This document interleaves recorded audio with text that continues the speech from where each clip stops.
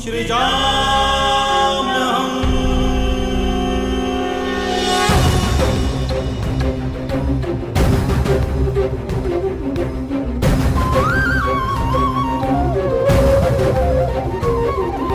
यदा यदा हि धर्मस्य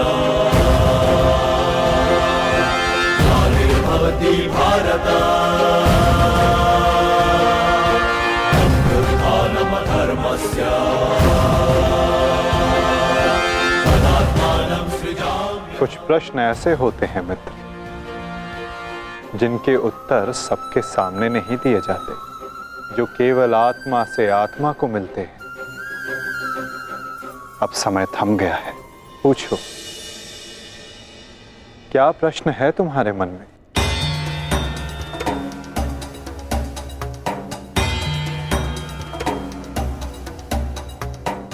आप तो सारथी हैं ना, अपने रथी का मन पढ़ लेते हैं, तो पढ़ लीजिए।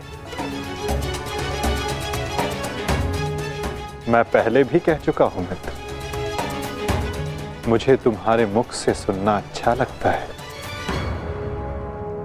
तो सुनिए, बताइए माधव, ऐसा क्यों होता है कि जो परिवर्तन की चाह रखता है उसे समाज का क्रोध क्यों सहना पड़ता है? समय तो स्वयं बदलता है ना, तो वो परिवर्तन का विरोध क्यों करता है? परिवर्तित होना समय की प्रकृति है मित्र, और परिवर्तन का विरोध करना अधिकतर लोगों की प्रकृति।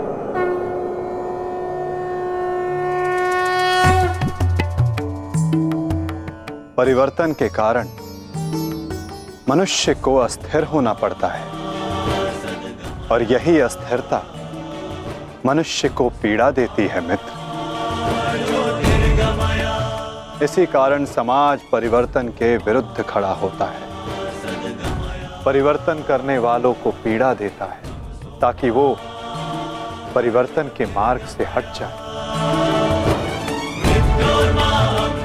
तो क्या इस विरोध के फलस्वरूप समाज को अधिकार है कि वो एक अबोध की हत्या करे? क्या दोष था मेरे भाई शोन का? यही कि उसने वेद पाठ किया, उसके लिए उसके मुख में पिघला स्वर्ण भर दिया गया।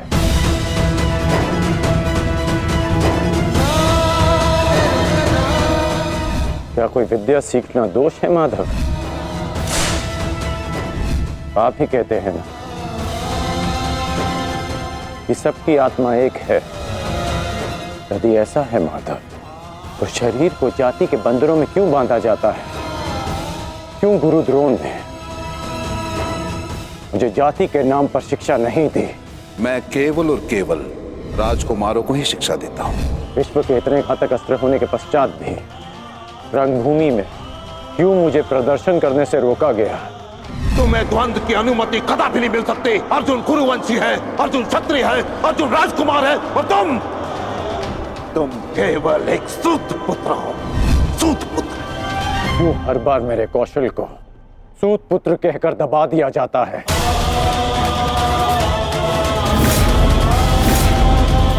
ठहरो, मैं एक सूत पुत्र से विवाह नहीं करूंगी। बताइए माधव, क्यों होता है मेरे साथ ऐसा?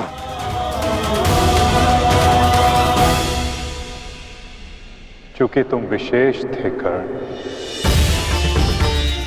चूंकि भाग्य ने तुम्हें परिवर्तन के युद्ध का योद्धा चुना,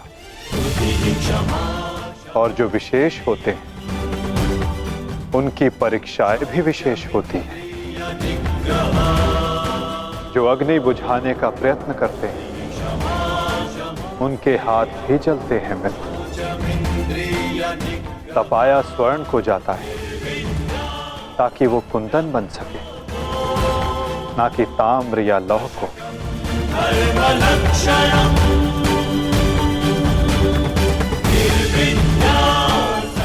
मेरी दृष्टि से देखो मित्र, आज तुमसे बड़ा पराक्रमी तुमसे बड़ा शूरवीर और कोई नहीं मेरी दृष्टि में।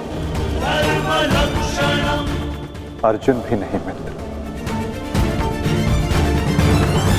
परिवर्तन की चिंगारी जो तुमने संसार में लगाई है मित्र, वो एक दिन सूर्य बनकर समस्त संसार को अलौकित करेगी, संसार को आशा देगी। परंतु मेरे जीवन में आशा की किरण आप थे माधव। आप मेरी प्रेरणा थे। फिर क्यों अन्याय किया आपने मेरे साथ? आप तो जानते थे ना कि मैं सूत पुत्र नहीं हूं। फिर क्यों सदा मेरे और अर्जुन के द्वंद्व को रोका आपने? और आज भी युद्ध भूमि से दूर मुझे आप यहां ले आए। क्यों धर्म के रथ पर बैठकर आपने अधर्म का बाण चलाया? क्यों माधव?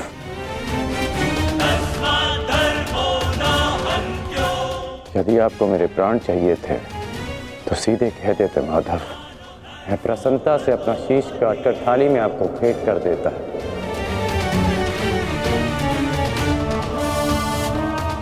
क्यों ये छल किया आपने?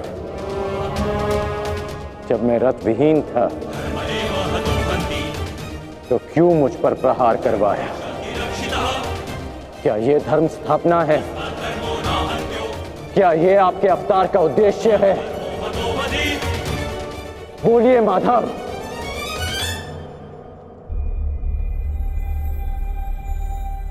आप उत्तर क्यों नहीं दे रहे हैं?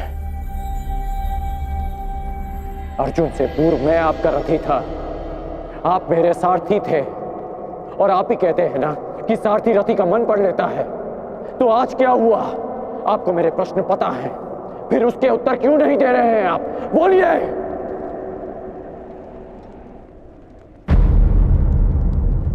सारथी और रथी भिन्न कहाँ होते हैं राधे? वो दोनों तो एक अंग होते हैं। जब एक सारथी अपने रथी के मन में उठने वाले प्रश्नों को समझ जाता है, तो क्या रथी को अपने प्रश्नों का उत्तर अभी तक नहीं मिला? मैं परशुराम तुम्हें श्राप देता हूं। जिस समय तुम्हें इन दिव्यास्त्रों की सबसे अधिक आवश्यकता होगी, उस समय तुम इसके अनुसंधान की विधि भूल जाओगे।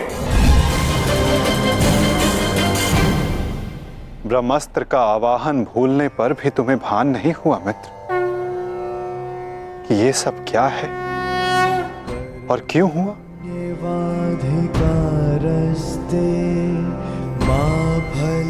तुम्हें यहाँ खींच कर लाना मेरी विवशता थी मित्र।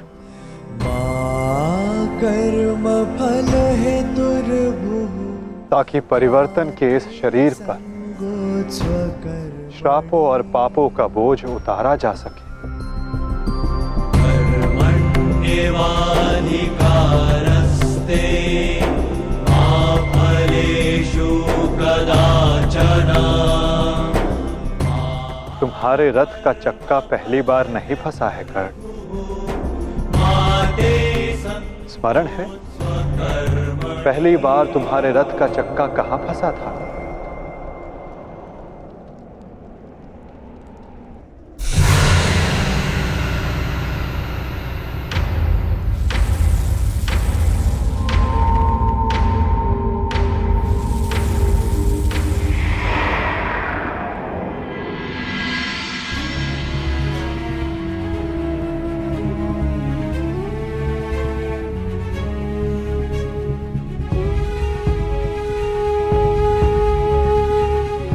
ये स्थान स्मरण है मित्र? स्मरण है कि हम किन परिस्थितियों में पहली बार मिले थे?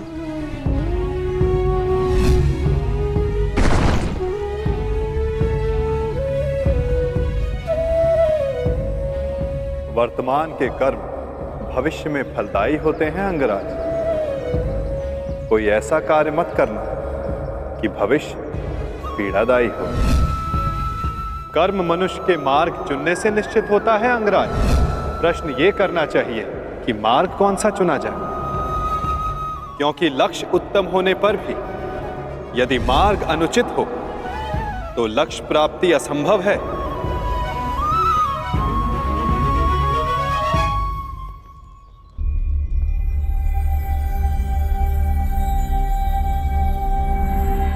स्मरण है मुझे।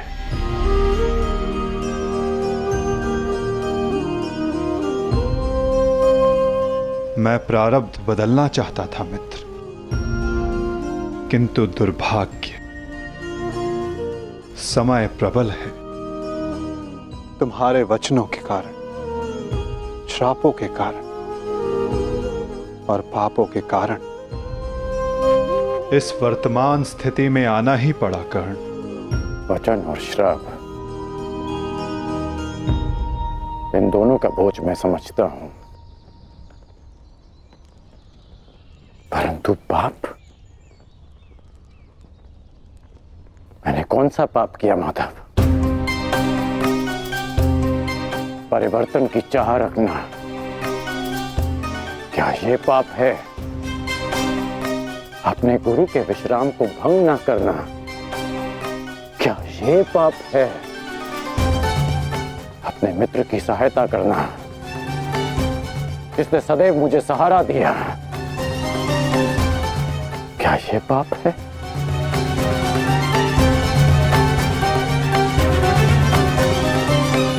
मौन क्यों हैं आप? बताइए। मौन, यही मौन तुम्हारा पाप था मित्र। तुम्हारी चुप्पी तुम्हारा अपराध था। पांचाली के वस्त्र हरण पर तुम्हारे शस्त्रों का मौन रहना अपराध था मित्र। होश में आओ दुर्योधन, तुम्हारा प्रतिशोध पूर्ण हुआ, मत करो यह अनर्थ। प्रतिशोध तो अभी आरंभ हुआ है मित्र, और अब इसके मध्य में तुम्हें भी नहीं आने दूंगा।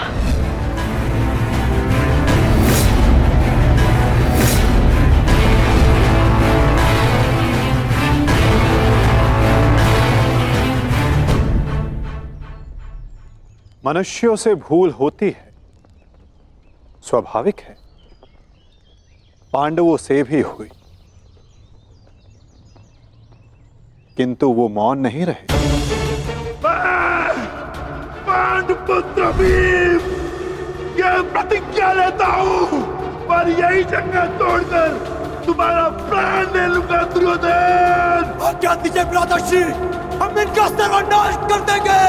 हाँ ज्येष्ठ, या तो हमारे प्राण ले लीजिए, जब हमें इनके प्राण लेने की आज्ञा दीजिए। अधर्म के विरुद्ध उन्होंने स्वर उठाया और इसी कारण मुझे उनके पक्ष में जाना पड़ा मित्र, और तुम मौन रहे, इसलिए मैं तुम्हारा साथ नहीं दे सका मित्र। संसार को दुष्ट आत्माओं के उपद्रव ने जितनी हानि नहीं पहुंचाई, उससे कहीं अधिक हानि महात्माओं के मौन ने पहुंचाई है मित्र।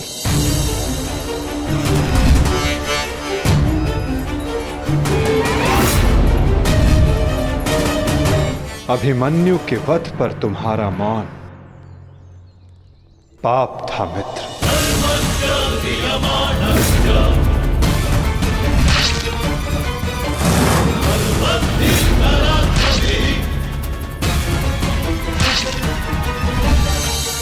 दुर्योधन के हर उठते स्वर पर तुम्हारा दबता स्वर अन्याय था। स्वप्न केवल ऊंचा और शुभ होना महत्वपूर्ण नहीं होता मित्र, उस स्वप्न को पूर्ण करने का मार्ग भी शुभ होना चाहिए।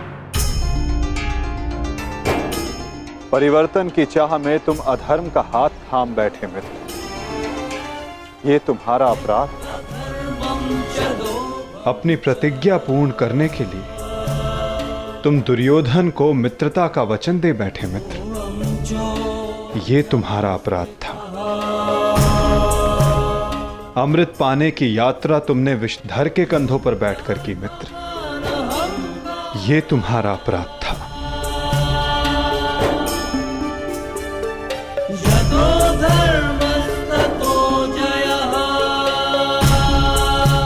समय बहुत कम मनुष्यों को संकेत देता है कि उनका चुना गया मार्ग अनुचित है।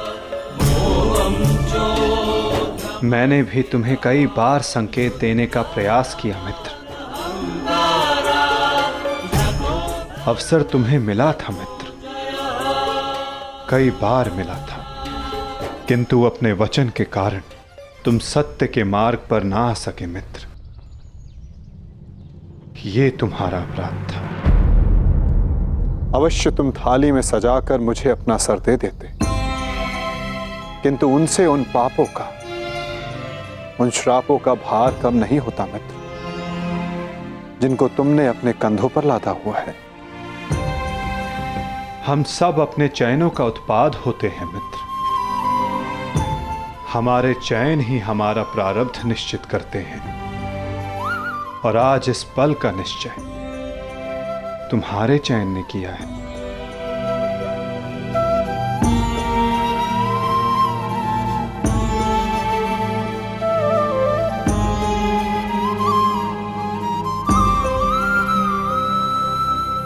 और मुझे देखो मित्र, मित्र के रूप में मैंने तुम्हारा चयन किया। इस कारण इस पीड़ा का भागीदार मैं भी बन रहा हूं। मैं तुम्हें सदा शांति देना चाहता था मित्र। तुम्हें इस जन्म में हर पाप से मुक्त कर देना चाहता था मित्र।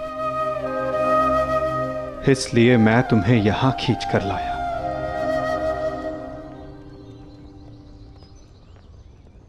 मुक्त हो जाओ मित्र, मुक्त हो जाओ कर्ण।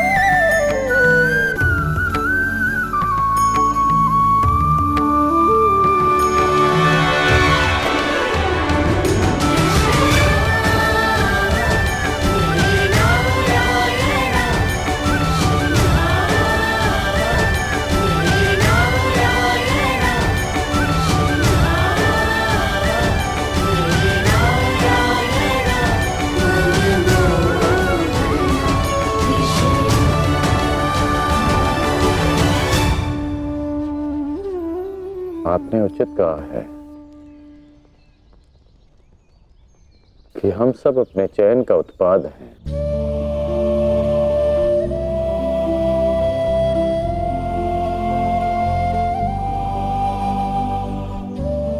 मेरा ये घाव भी मेरे चयन का परिणाम था। उसे आपने ले लिया माता, परंतु ये अवश्य किसी और के हिस्से में पीड़ा गई होगी।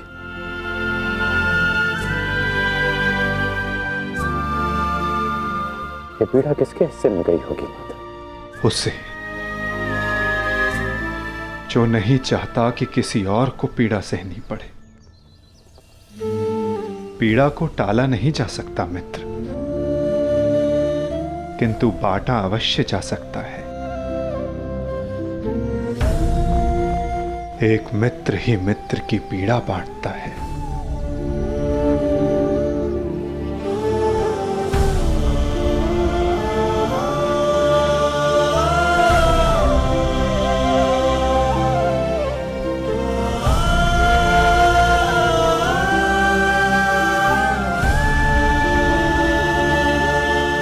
ये क्या किया माधव? ये क्यों किया आपने? तुम उस राजसभा को भूल गए मित्र, भूल गए कि ये युद्ध मैं ही हूं, और इस युद्ध में चलने वाला अस्त्र और शस्त्र भी मैं ही हूं मित्र। उन शस्त्रों से लगने वाला घाव भी मैं हूं, और उन घाव का उपचार भी मैं हूं। इस युद्ध में विजयी होने वाला मैं हूं, और मृत्यु का आलिंगन करने वाला भी मैं ही हूं मित्र।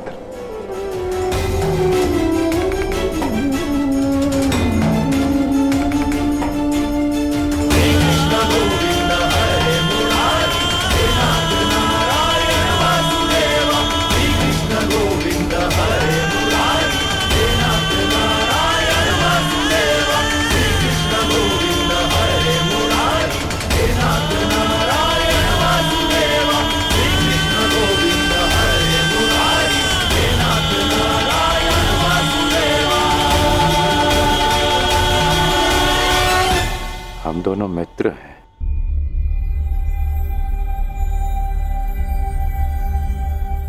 इस लोक को छोड़ने से पूर्व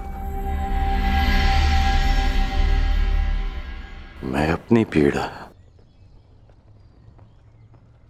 अपने मित्र को नहीं दे सकता।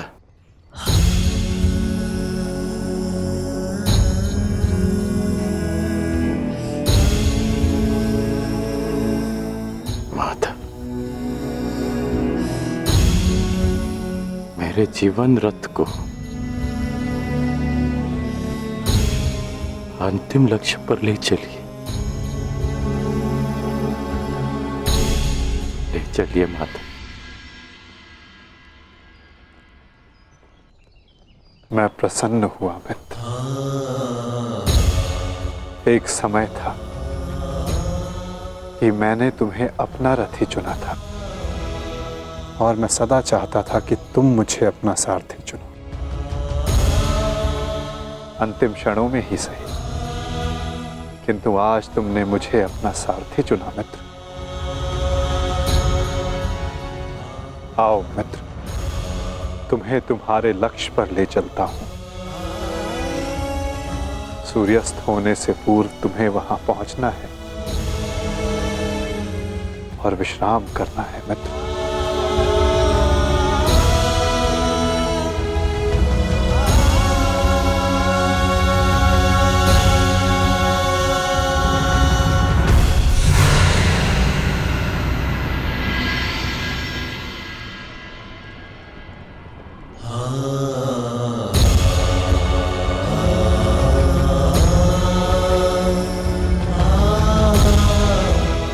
अपने चयन की नियति स्वीकार करने को सज्ज हो जाओ मित्र।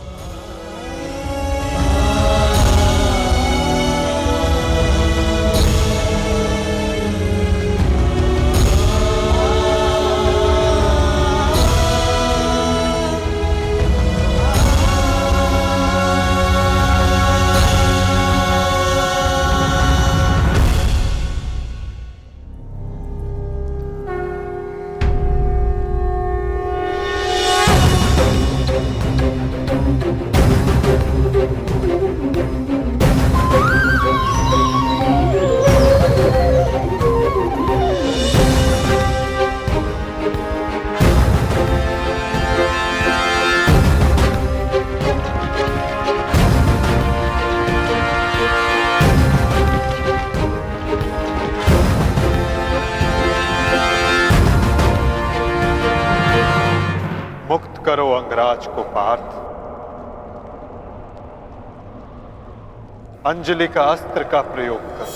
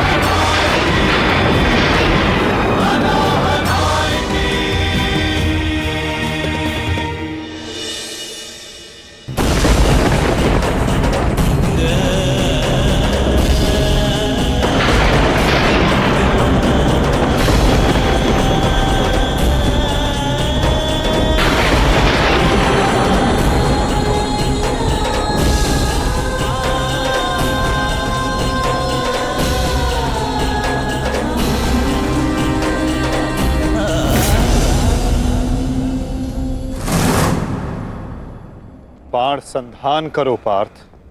माधव, मेरे हाथ कांप रहे हैं। नहीं पार्थ, तुम पाप नहीं कर रहे, पुण्य कर रहे हो। तुम एक सदात्मा को उसके भार से मुक्त कर रहे हो।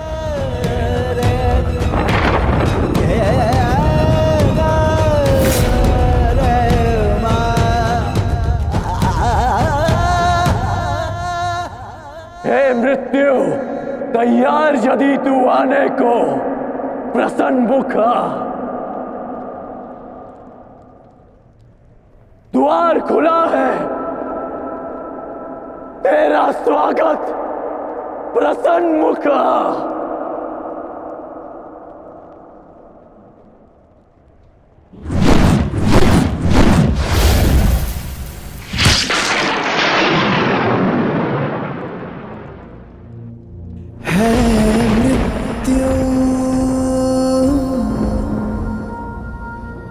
तैयार यदि तुम आने को, प्रसन्न मुख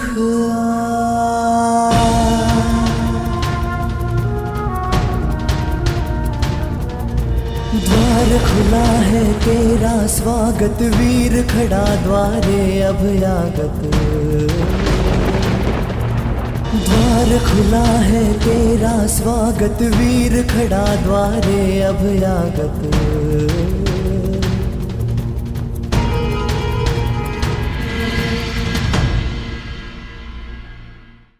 नहीं अर्जुन, ठहरो, ये अनर्थ मत करो।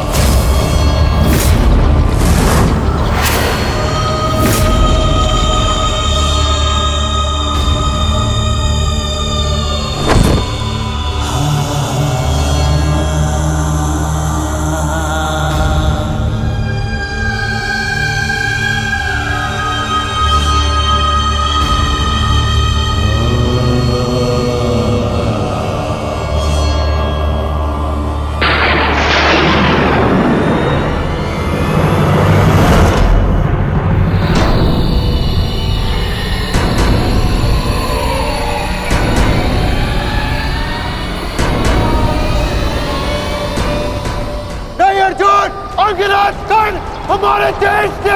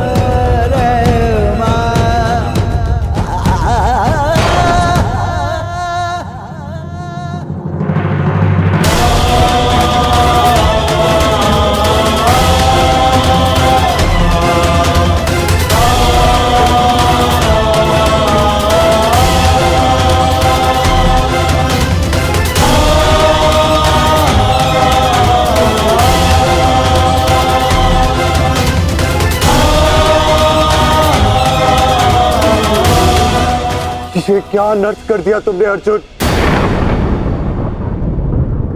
इतने वर्ष तुमने इस युद्ध को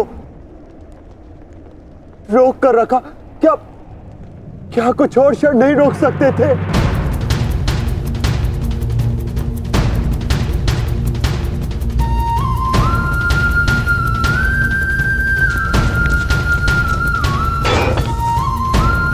ज्येष्ठ,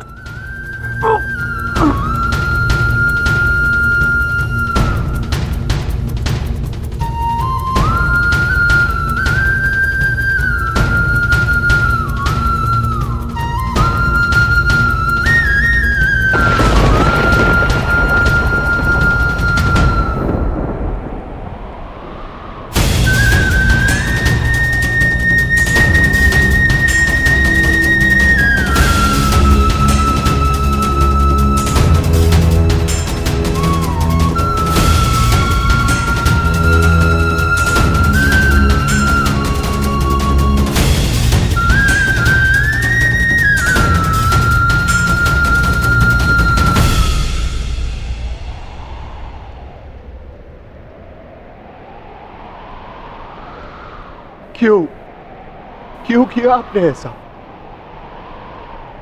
आप प्रारंभ से जानते थे ना कि आप हमारे ज्येष्ठ हैं।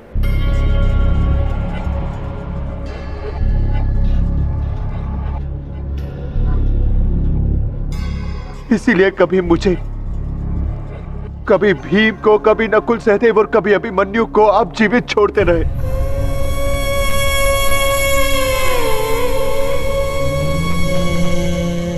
एक बार संकेत तो किया होता ज्येष्ठ।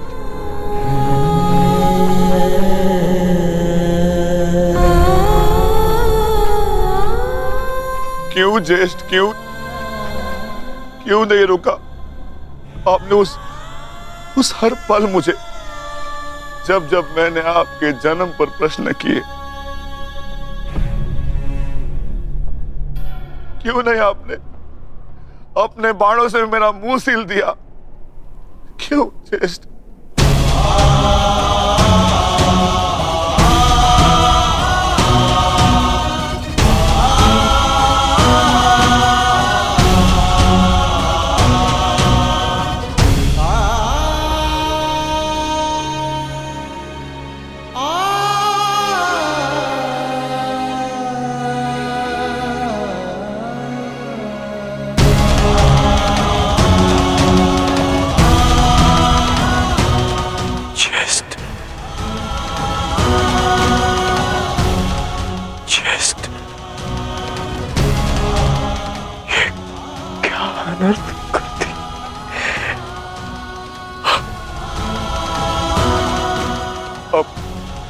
अपने ज्येष्ठ को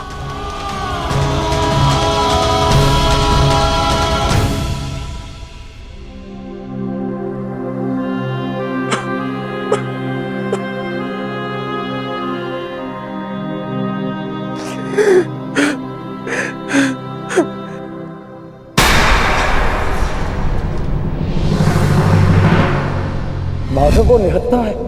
नहीं पार्थ, यदि अंगराज के हाथों में विजय धनुष आ गया तो तुम कुछ नहीं कर पाओगे पार्थ। प्रहार करो पार्थ, अपने मार्गदर्शक की आज्ञा का पालन करो पार्थ। प्रहार करो पार्थ।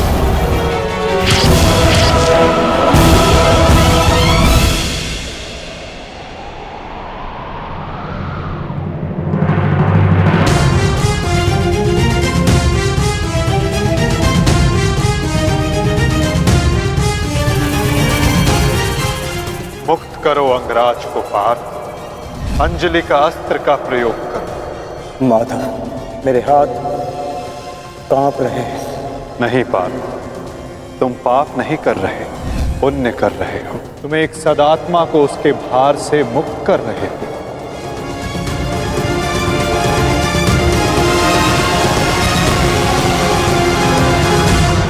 आप तो जानते थे ना,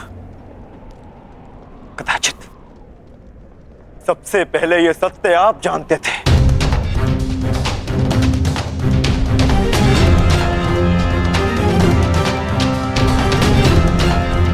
तो फिर क्यों क्यों नहीं बताया आपने मुझे? क्यों ये प्रारब्ध चुनने के लिए विवश किया आपने? क्यों मेरे मस्तक पर अपने ही ज्येष्ठ के हत्यारे होने का कलंक लगवा दिया आपने? क्यों?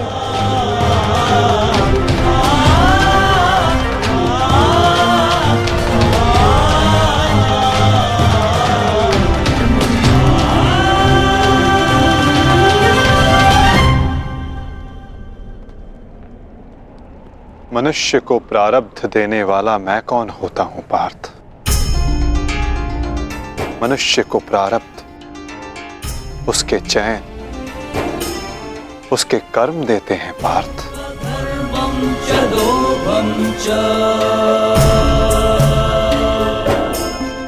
बीज में स्वस्थ मीठे फल लगेंगे या उस बीज को सूख जाना होगा, इसका चयन बीज स्वयं करता है पार्थ, अपनी धारा चुनकर।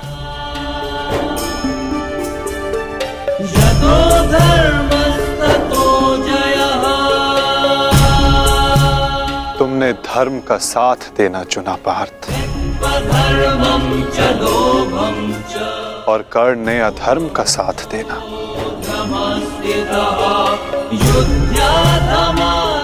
मैं क्या करता? तुमने अन्याय के विरुद्ध स्वर उठाया और अंगराज मौन रहे।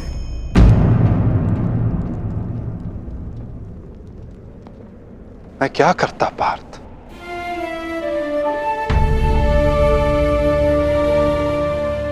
मैंने कई बार विकल्प चुनने के अवसर अंगराज को दिए पार्थ, किंतु उन्होंने यही चुना। मैं क्या करता?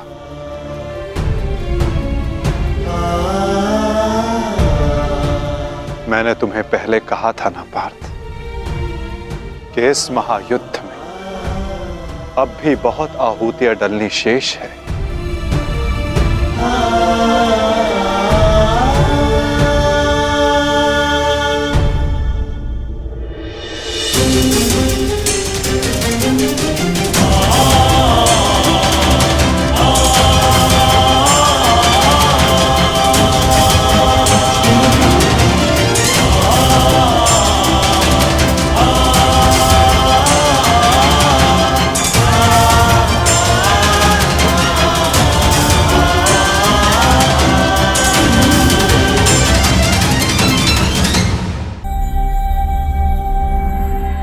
मैंने तो केवल तुम्हारे ज्येष्ठ को,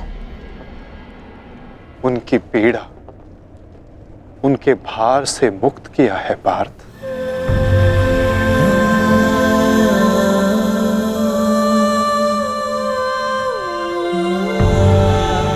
परंतु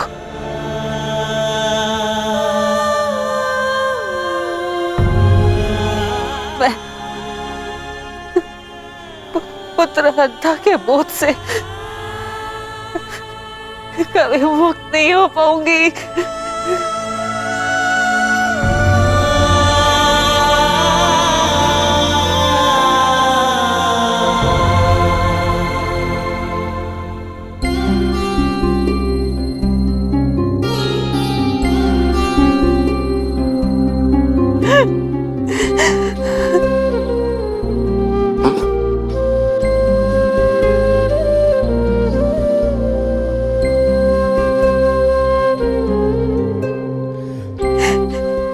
ऐसे कि कहीं समाज मुझे ना त्याग दे। मैंने तुम्हें त्याग दिया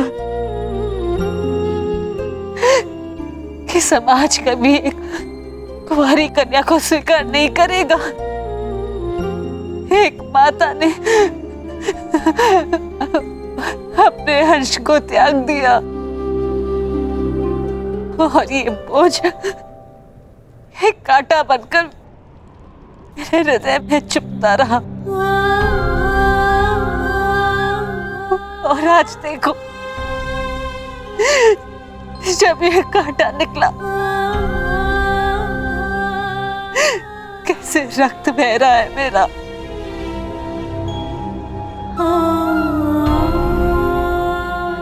वैसे एक पुत्र अपने माता ऋण से मुक्त होता है और ये माता अपने संतान ऋण से मुक्त नहीं हो पाएगी। अश्रु नहीं माता,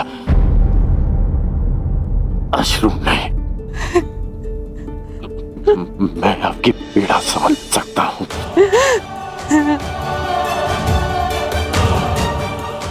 मैं संसार से, आपसे, अपने आप से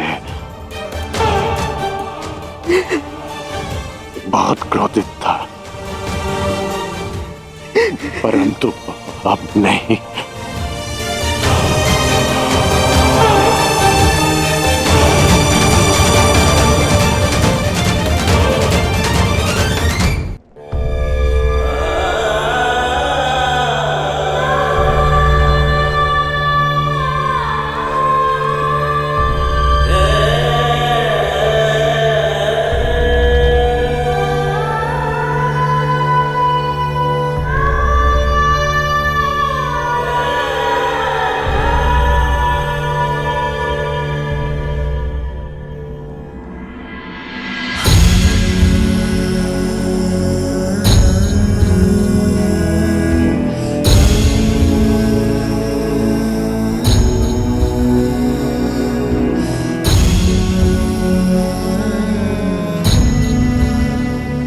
मैंने आपको परिवर्तन का वचन दिया था, पर मुझे विश्वास है कि मेरे पश्चात परिवर्तन का अध्याय प्रारंभ होगा।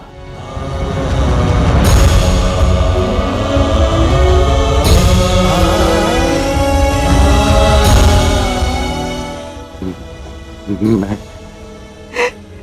आपका नहीं हूँ।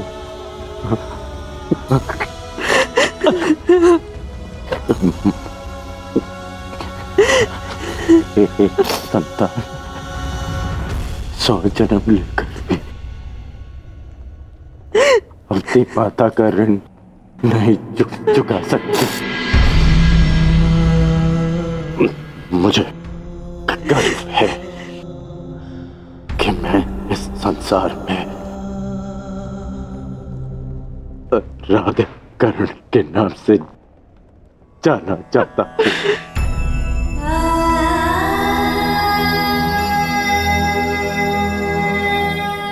माँ, मुझे विश्वास है कि मैं संसार में सदा राधे कर्ण के नाम से ही जाना चाहूंगा।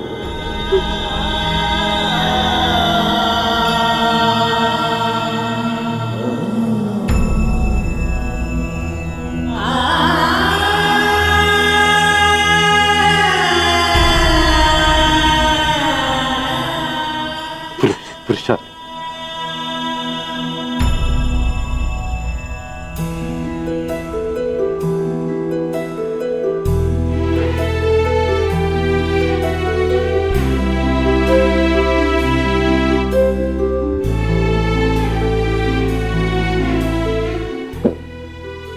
मुझे क्षमा करना। सदा मैंने तुम्हारा साथ देने का वचन दिया है और तुम्हारा साथ नहीं दे पाता। स्मरण है, हम पहली बार रथ के पास ही मिले थे, अंतिम बार भी रथ की छाया में ही है। अपनी अंतिम यात्रा पर निकल रहा। इस बार तुम्हें सारथी नहीं बना पाऊंगा।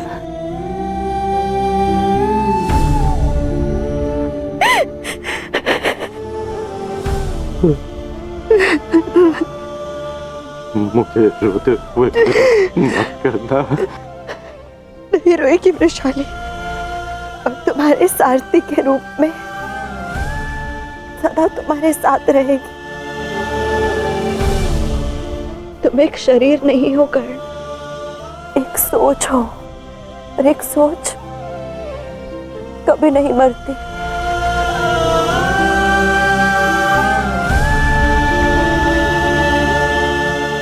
मैं वचन देती हूँ कर्ण, मेरे अंतिम क्षण तक तुम्हारे स्वप्न को